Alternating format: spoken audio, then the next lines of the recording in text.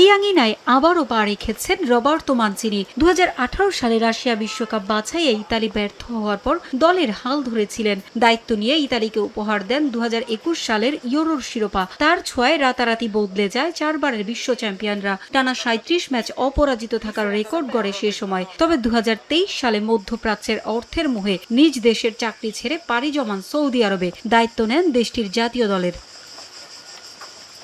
Mancini কোচের চাকরি ছাড়ার পর থেকেই শুরু হয় ইতালির ফুটবলের দৈন্যদশা। রাশিয়া কাতারের পর 2026 বিশ্বকাপ বাছাইয়ের অগ্নি পরীক্ষাতেও পাশ করতে ব্যর্থ হয় আজ্জুরিরা। যুক্তরাষ্ট্র, কানাডা ও মেক্সিকোতে শেষ হওয়া সবশেষ বিশ্বকাপ বাছাইয়ে প্লে অফের ফাইনালে বসনিয়া হার্জেগোভিনার কাছে হেরে টানা তৃতীয়বারের মতো বিশ্বকাপে দর্শক হয়েছিল ইতালি।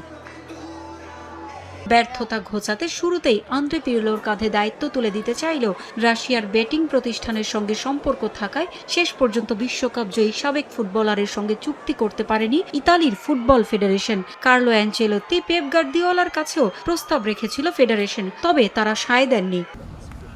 দুঃসময়ে ইতালির ফুটবলের পুনর্গঠনে দ্বিতীয় দফায় দায়িত্ব নেন রবার্তো মানচিনি। দায়িত্ব নিয়ে নিজের অতীতের ভুলের জন্য ক্ষমা চান তিনি। ইতালিকে বিশ্বকাপ উপহার দেওয়ার প্রত্যয় এই কোচের।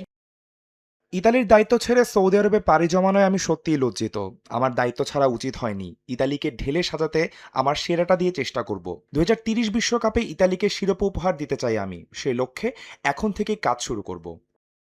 আগামী 25 সেপ্টেম্বর রোমে উয়েফা নেশনস লিগের ম্যাচ দিয়ে দ্বিতীয় দফায় ইতালির কোচ হিসেবে অভিযান শুরু হবে মানচিনির। তার হাত ধরেই 2014 সালের পর আবারও বিশ্বকাপে খেলবে আজ্জুরিরা, আশা সমর্থকদের।